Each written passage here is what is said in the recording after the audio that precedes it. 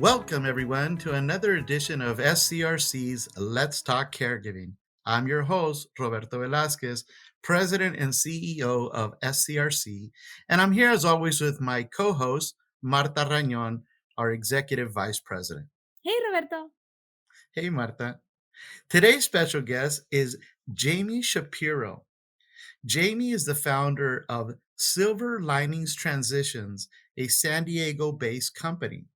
Silver Linings Transition is a senior and specialty move management company specializing in senior moves, downsizing, moves due to divorce, and home organization. Jami is also a certified senior move manager. Welcome, Jami. Thank you. Thanks, Roberto and Martha. Well, we're really thrilled to have you join us here today. Caregiving is so overwhelming, so stressful.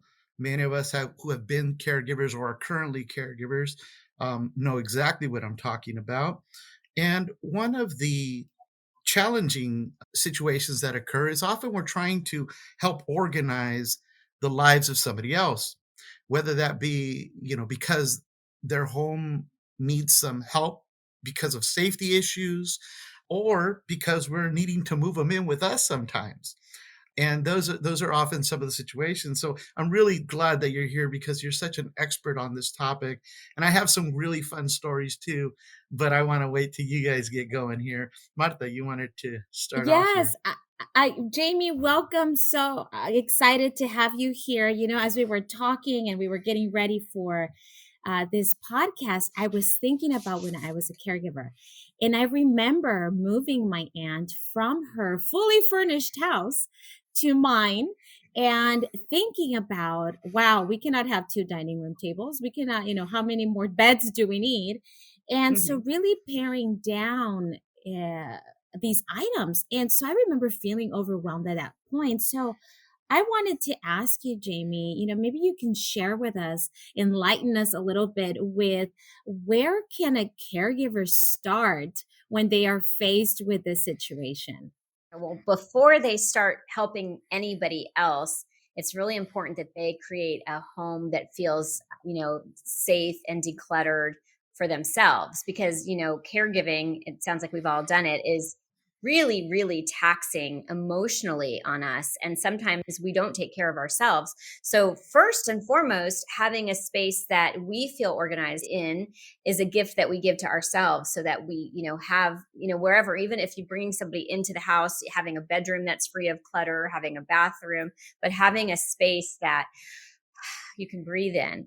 But then, yes, when you are moving someone in and you have duplicate things, then it's going to, really have to be some tough conversations.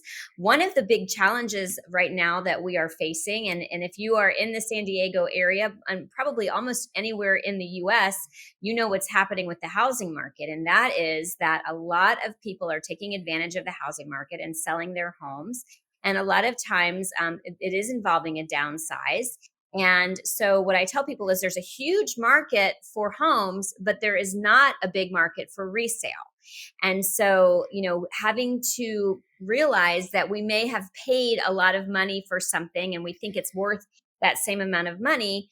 And they're faced with the reality that no, that's not the case. So I always tell people when they are, really stuck on the value is, for instance, if you have a really nice dining room table that you've used for 10 years, you got to consider that you used it for 10 years.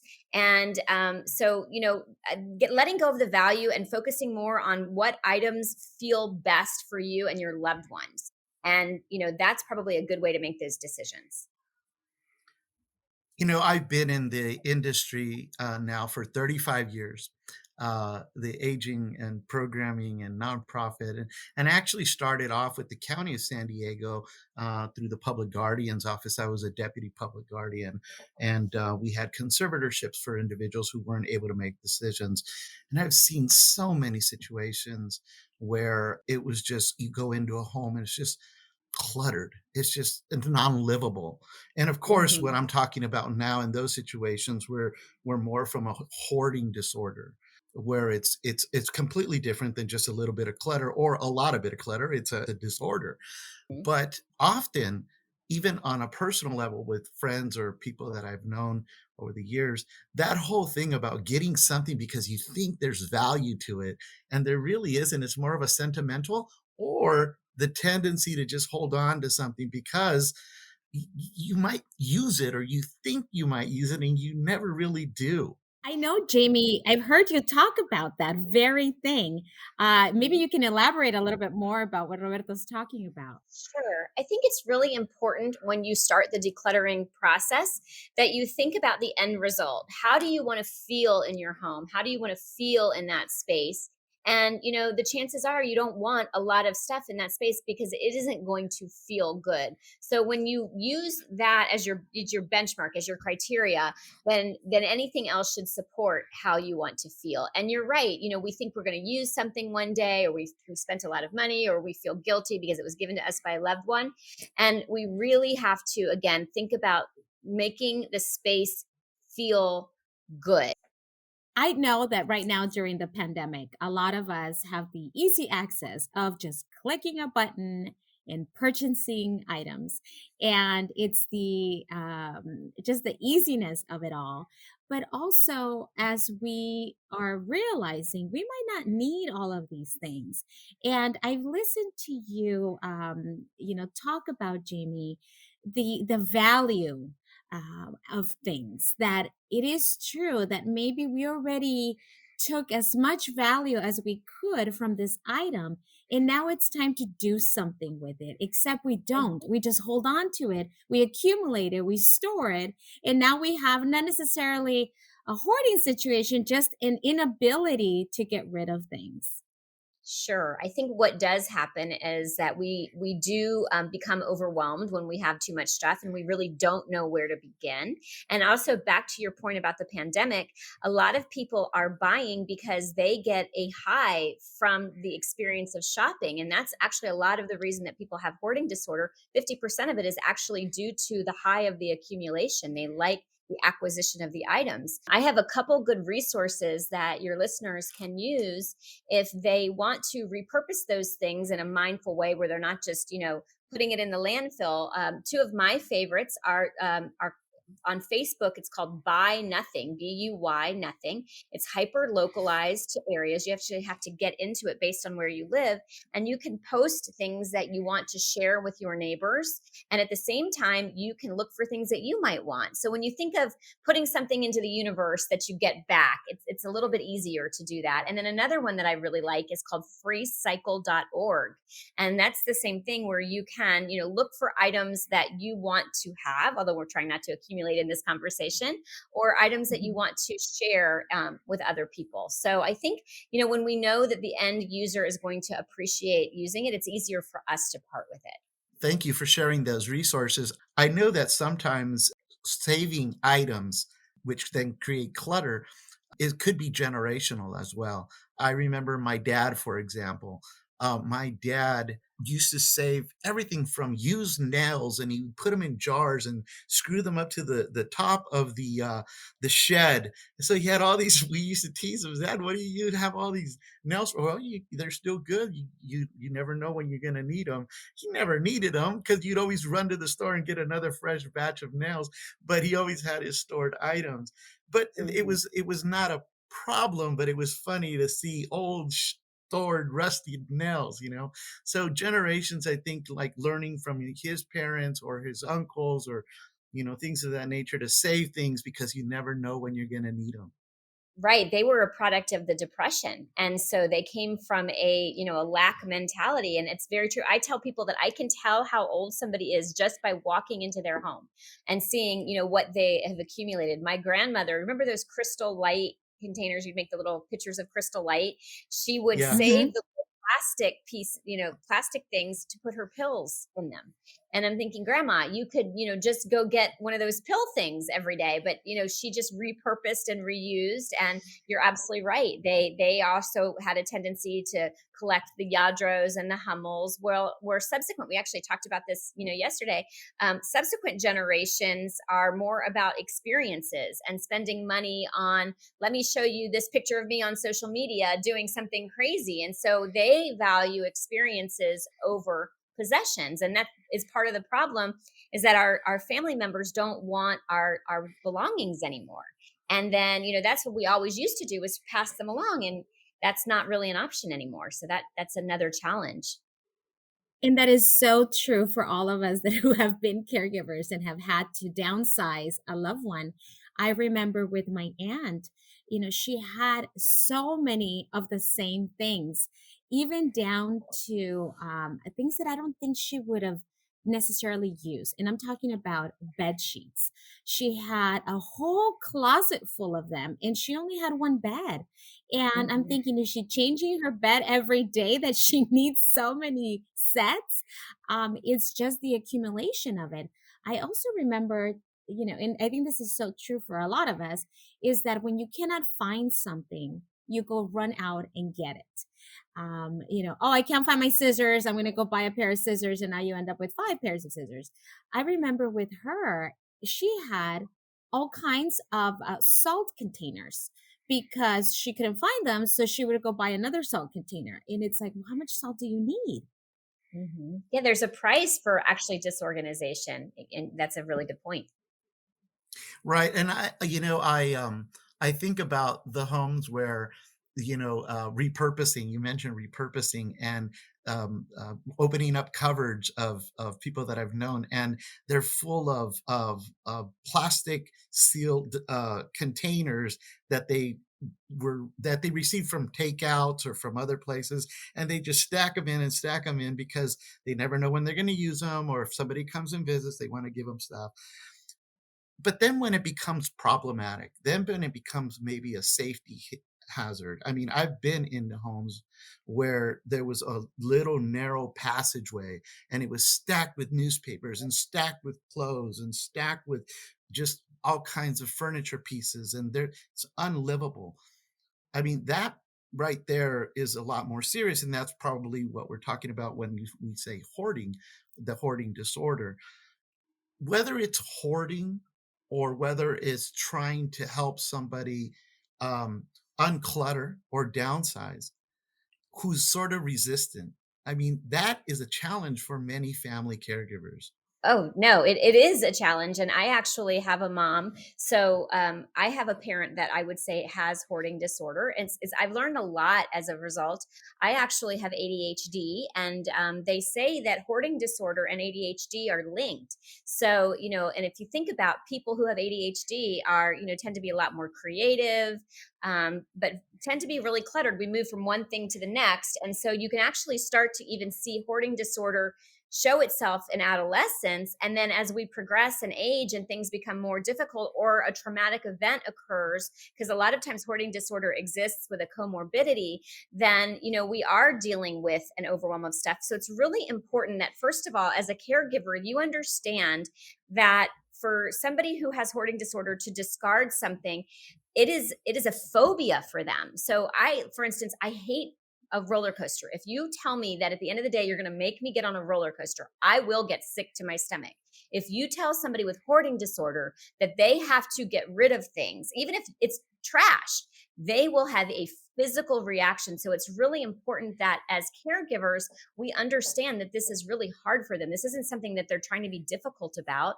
And so what's really important is that you address the low hanging fruit. So you start with the duplicates of the containers and the trash, and you build up a tolerance to it. It's exposure therapy. And, it's not so. And I've found it when we've worked with people who have hoarding disorder and put them into senior communities get them into safer spaces, they have a lot more anxiety about having left all of their things behind than someone who doesn't have hoarding disorder.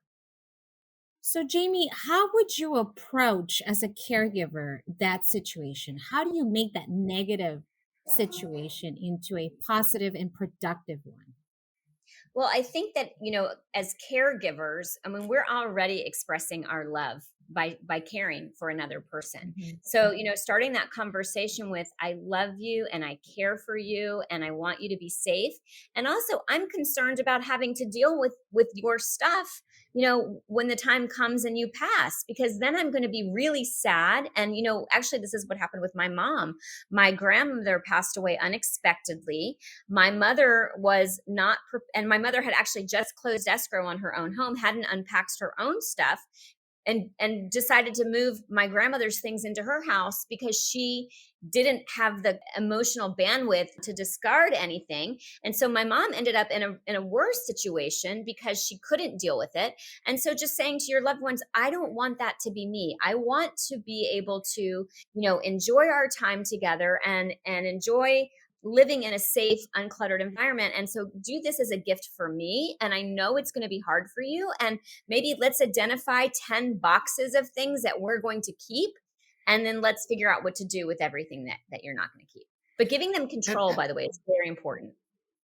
yeah, and I know that is very important to you, and we always preach also, when you're having a conversation with somebody who's in need of care, especially when they have cognitive impairment like a Alzheimer's, a dementia, and it's pretty severe, but they're still living at home with another family member, and it's becoming a problem where maybe there's an infestation or something happening.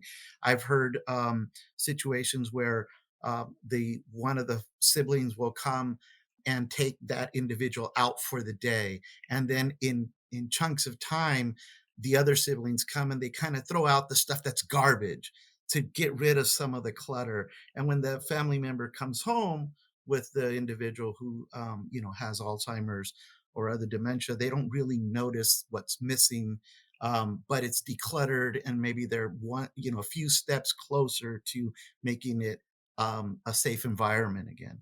And I Mhm. know we try, we don't like to think about things like that, but when somebody has dementia very severe and they're still at home, and you try to manage situations, behaviors, and sometimes doing things this way, it's helpful, and we're doing it all in good faith for the health of this individual.